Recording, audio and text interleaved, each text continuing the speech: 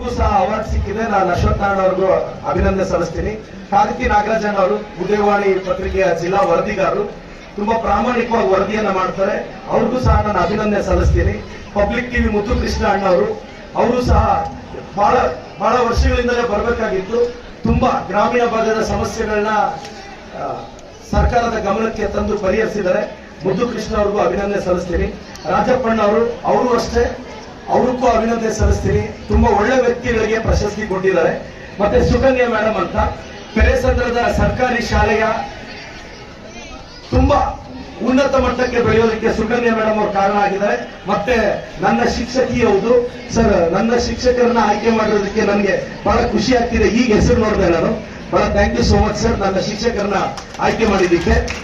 ನಂತರ ವೆಂಕಟಪತಿ ಅವರು, ಸ್ಟುಡಿಯೋ ಸೀನಣ್ಣ ಅವ್ರಿಗೂ ಸಿಕ್ಕಿದೆ. ಒಳ್ಳೆದಾಗ್ಲಿ ಸೀನಣ್ಣ ಅವರೇ. ಮತ್ತೆ ರೆಡ್ಡಪ್ಪ ಸರ್ ಶಿಕ್ಷಣ ಕ್ಷೇತ್ರದಲ್ಲಿ ಎಲ್ರಿಗೂ ಸಿಕ್ಕಿದೆ. ನಾವು ವಿದೇಶದ ಎಕ್ಸ್ಪೋರ್ಟ್ ಅಲ್ಲಿ ಕರ್ನಾಟಕ 34% ಇದೆ.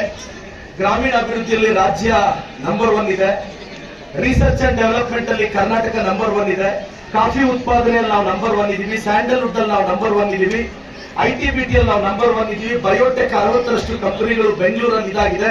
ಇದಕ್ಕೆಲ್ಲ ಸಿದ್ದರಾಮಯ್ಯ ಸಾಹೇಬರ ಸರ್ಕಾರ, ನಮ್ಮ ಸರ್ಕಾರ ಕಾರಣ ಅನ್ನೋದಕ್ಕೆ ನಾನು ಹೇಳೋದಕ್ಕೆ ಇಷ್ಟಪಡ್ತಾ ಎಲ್ರಿಗೂ ಅಭಿನಂದನೆ ಅಂತ ಧನ್ಯವಾದ ತಿಳಿಸ್ತೀನಿ.